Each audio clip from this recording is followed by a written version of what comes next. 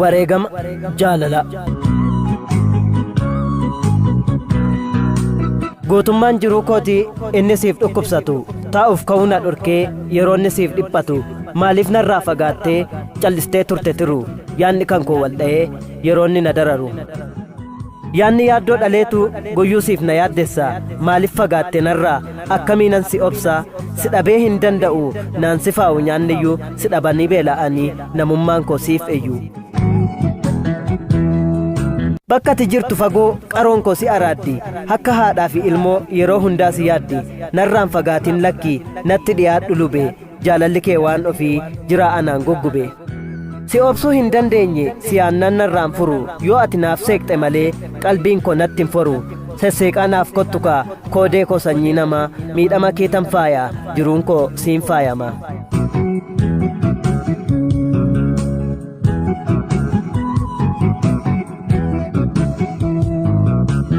Safuuf safeeffannaa beektaa hayyuutu si guddise sagalee keen dhaga'a yaaddoo tana dhiphise.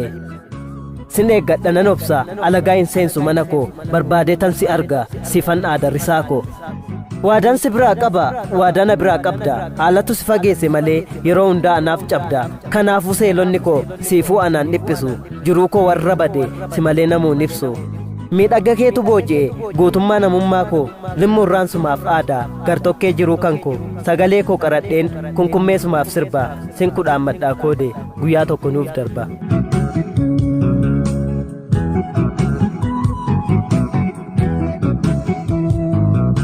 Atillee nan obsitu qalbiin kee anaaf caba giddaan bu'ee si argu si dhabuun anaaf daba. Eebantuu jirtaa maaloo qe'ee eessumman keetii bakka jirtuttan dhufaa na eegi agamsatti. Jaarteedhaaf fira qabda aratoon aantii keeti nan dhufaati na eegi lube shaambuqee abisheetti. Cumboon nyaadhee gala dhadhaa baksaan cuuphadhee dongorootti na eegdaa an jaalala keen dheebodhe. Gubaa keetu na joorsa loosha sanbaleeta koo leeqaa gubbaat na eegda dhiiga koo agartuu koo narraa si fageessanis dhidheessarraa gadi kutee abbaa seenaat si eega achitti dhuftaa tiru qalbiin koo siif na jeeqa. Siif mijatuu baatullee gimbiittan si barbaada si dheebotee beela'ee miirri koo siif na waada anattin tolu hunduu ati narraa fagaannaan akkasittiin nan du'a qalbiin koo siif jeeqamnaan. Najjoonan dhufaa kottuu torban gabaa jimaataa mandii irraan qaari'i miirri koo siif dhiphata si dhoksanis didi lube mallattoo anaaf kaayi galaa si fidee dhufeera cumboof buna akaayi. Si miidhanillee obsi waan koo anuu dambiittan dhufa walalitti na eegi si ilaaleen si quufa naaf miidhamtus koodee koo obsi rakkoo hundumaa wal argaan dhiyaatteetti hin sa'iin bara dhumaa.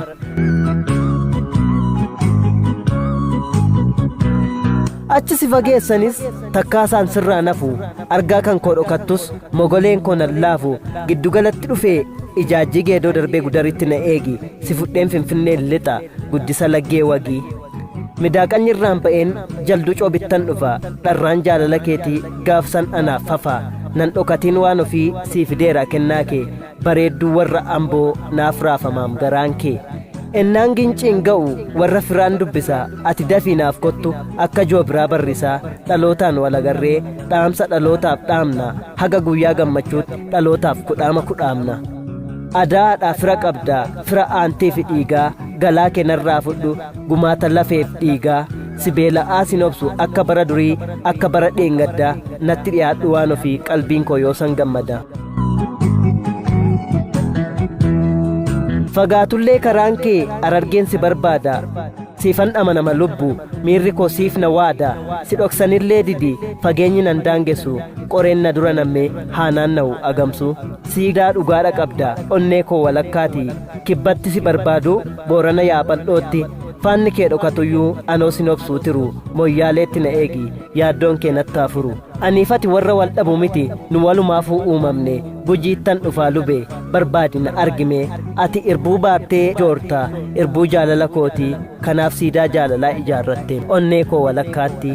Dhiigaan mirkaneessite ammam akka na jaallattu lubbuu keetiif miti anaafi kan dhiphattu na jaallattaan sin ibsu kan kee jaalalaa oli danda'ee narraa sin kutu oduun gandaaf ololli.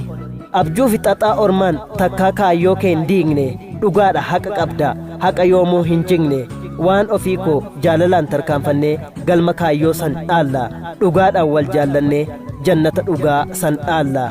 Bilisummaa Moosisaatiin Adooles 20 Leeqaa Naqamte.